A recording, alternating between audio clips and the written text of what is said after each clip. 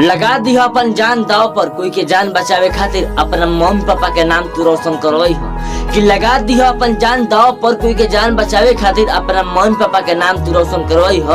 Happy birthday बोलत बनी है सुधीरवा शायर के कभी भूल मत जी हो। कि हैप्पी बर्थडे बोलत बनी है सुधीरवा शायर के कभी भूल मत जी हो। हे अटल प्रकाश भाई अपना जिला जवार में तू बहुत नाम कमाई हो।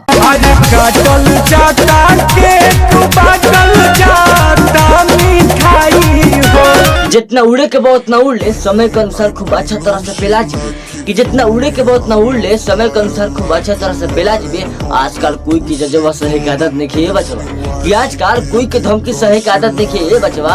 अब विकास भाई के जहिया हाथ बैठा जीवे चैलेंज भाई बेटा फॉर्नरेटा तक रेला जीवे।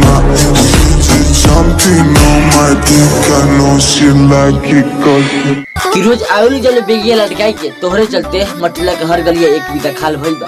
कि रोज आवेलू जले बेगिया लटकाई के तोहरे चलते मटला के हर गलिया एक बीता खाल भइल बा। अब बीको छोड़ी चरमोरी की लगावत बड़ी का एक रेजा।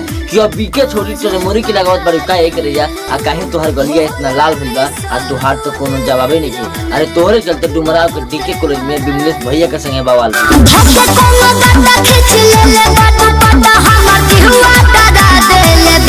कि रोहन तोहर पहले के दीवाना अरे उनकर खिलाफ तू अपने दिलवा में कोई और के बन कैलू। कि रोहन तोहर पहले के दीवाना अरे उनकर खिलाफ तू अपने दिलवा में कोई और के बन कैलू।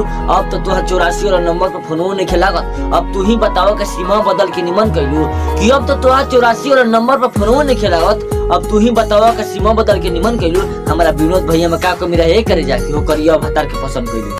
झूठो रानी तिरिया तू खैलू पसंद दूसरा के कैलू पसंद दूसरा के कैलू।